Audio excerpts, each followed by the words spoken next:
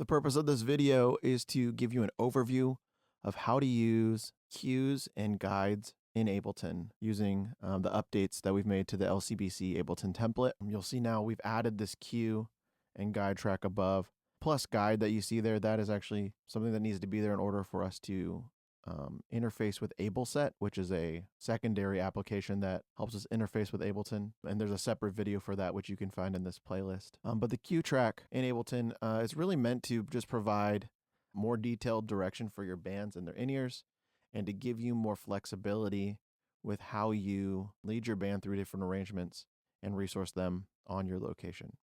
So to get started, let's take a listen to what the guide track sounds like.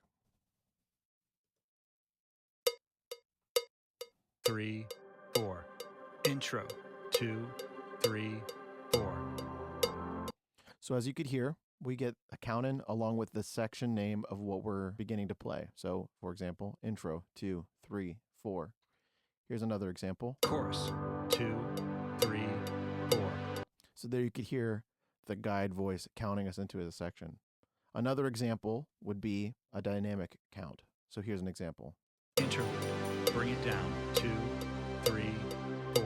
So there we heard the name of the section, the dynamic cue to bring it down, and then the count in into that section.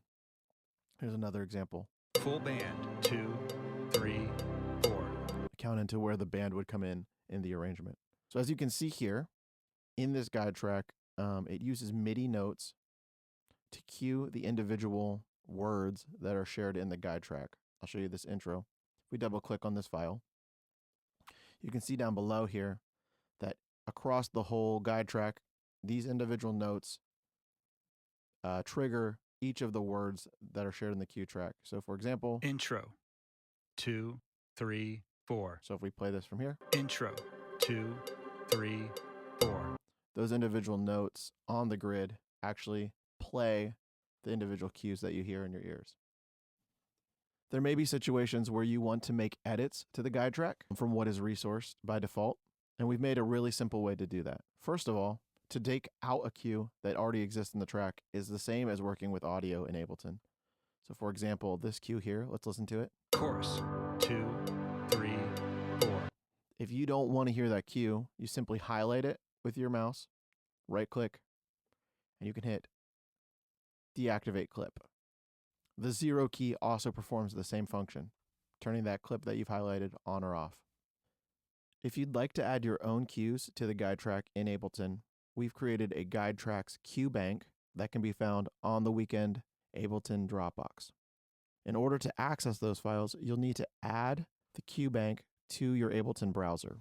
In order to get to the Ableton browser, you'll click up here on the top left on this button, and you can see that on the left there's a wide range of options. Down here where it says Places, click Add Folder, and then you'll find that Guidetracks bank on your local computer. So don't index this to the file on Dropbox. Make sure you save a copy of this locally on your Mac, and then you can add it to the browser. So you'll click here, just select the folder. No need to go into an individual file, just the name of the project folder, and then press Open. You'll see it will load over here on the left. And when you click on this, you'll see there's a collection of folders here. So there's one all cues, 4.4, 6.8, and individual cues. I'm going to go ahead and open the 4.4 folder.